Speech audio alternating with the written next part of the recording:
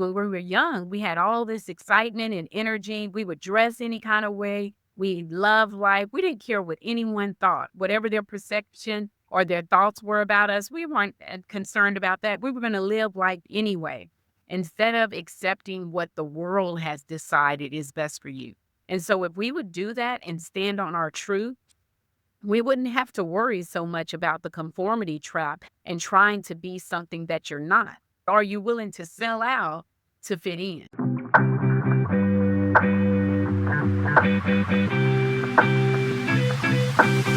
You have this concept of the conformity trap that is sacrificing or sparking to meet others' expectations.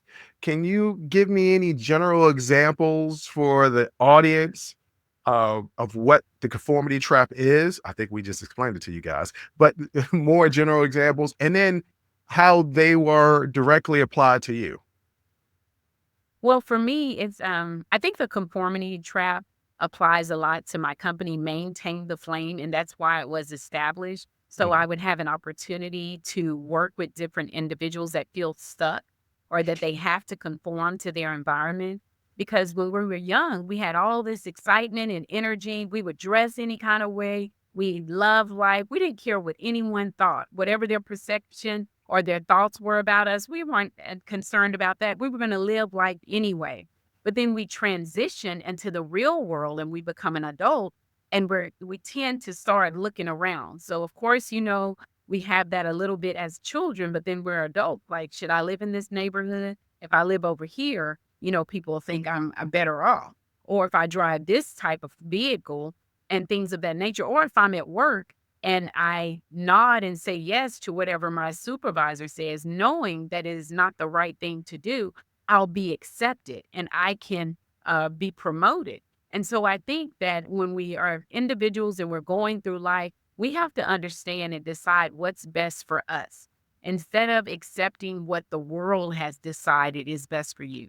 And so if we would do that and stand on our truth, we wouldn't have to worry so much about the conformity trap and trying to be something that you're not.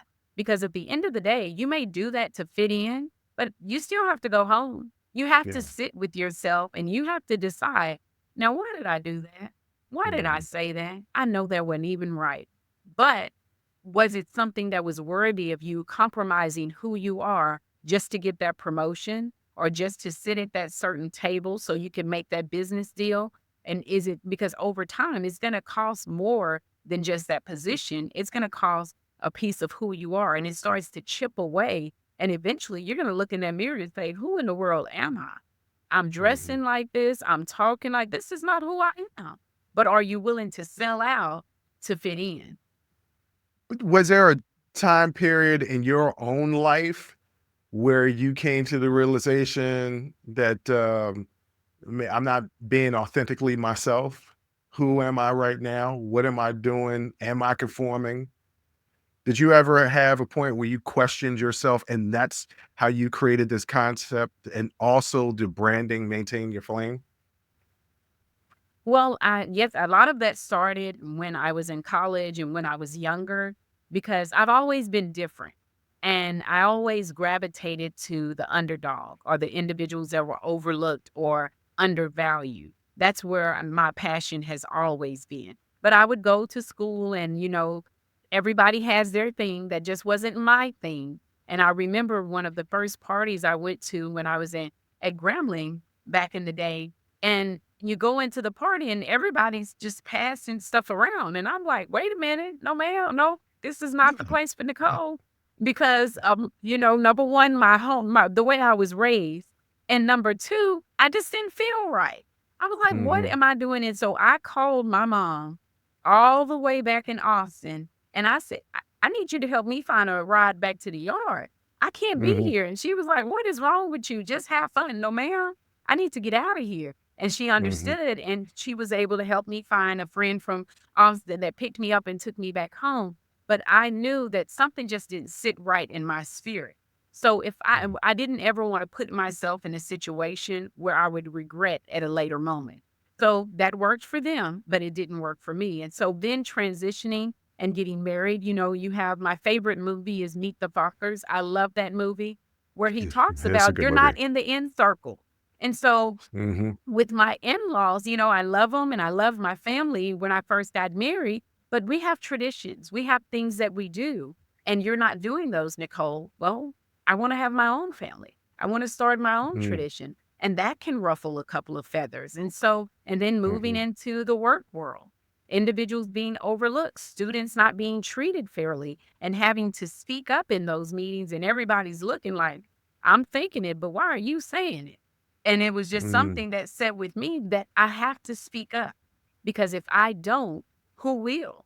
And so dealing with a lot of those situations in life, it just always let me know, Nicole, you may be different, but it's okay. But you must maintain your flame for life because you'll have this flame that you're born with on the inside. But then you go into these different situations and we allow them to say, oh, let me dim my flame when I'm around them because, they don't want to hear that.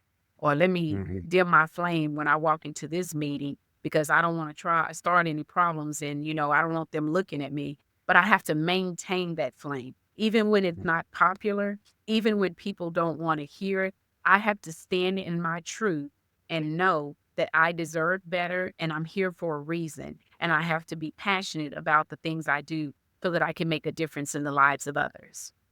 So maintain the flame is almost like a mantra, but it's also a company that you are in charge of. Can you tell my audience a little bit about Maintain the Flame?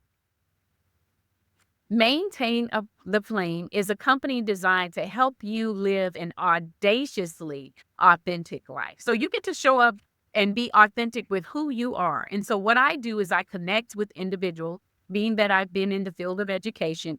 I connect with students, I connect with parents to help them navigate, and just people that are having some difficulties in life in general. I want to be that cheerleader for you. I want to be your accountability partner and hold you accountable to the goals and the dreams that you have for yourself so you can design a life that you desire and you can live with no regrets. Mhm. I like that. And what's the type of apparel that you sell and what is everything that people can buy?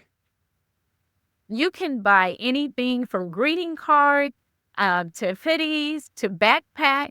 And the backpacks mirror the individuals that we work with. So you'll see all types of diversity, individuals Mm, that may be overlooked or not represented. And then mm. you'll also have an opportunity if you visit the store to purchase my book, My Soul is Not for Sale, Removing the Lies, the Labels, and the Limitations. See, look, this is perfect transition because I wanted to talk about the book next. So, your book, My Soul is Not for Sale. Can you tell my audience a little bit about the Uh-huh. book and what Now, how did you get to the point where you were going to write the book? life. When you go Mm, through so many trials and tribulations, and I keep running into these brick walls, the lessons that I had to learn, I had to understand those lessons were not just for you, Nicole. And when I talk to people, I know some people may say, oh my goodness, she's embarrassing her family or she's embarrassing herself. I can't believe she shared all of that. Well, I believe the trials and the tribulations and the lessons in life that we go through is to help somebody else. And so there's no disrespect or anything negative, but I want people to know that you are not alone. You are not the only person going through things and you can overcome. And so My Soul is Not for Sale talks about being resilient in the workplace, in your relationships, and in life in general. And it gives you lots of examples of individuals that have been whistleblowers with companies or people that have struggled to tell the truth and stand up for what's right, and it gives people examples to let them know it's okay to speak up. Now, it will come with a cost and there are consequences. But at the end of the day, if you're leaving that place and that environment better than the way that you arrived, then everyone around you would be better off for it. And so in the book, I talk about the flush method. I had a sister that was 48 years old at the time. She passed away abruptly, and she was in a car accident.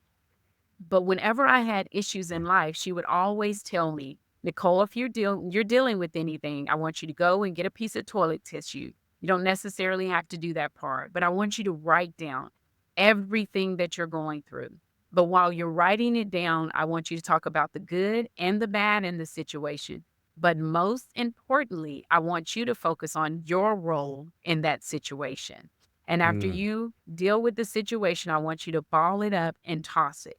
The flesh method is facing life's uncomfortable situations so you can heal. Because if you don't mm, deal with the situations you're facing, you're going to carry those problems, that trauma, that anger, that bitterness onto the next relationship, onto the next job, or whatever it may be. So the flesh method allows you to review the situation, be accountable for your actions, and move forward. Join the conversation and follow the Unsolicited Perspectives podcast on Apple, Spotify, or wherever you get your audio podcasts.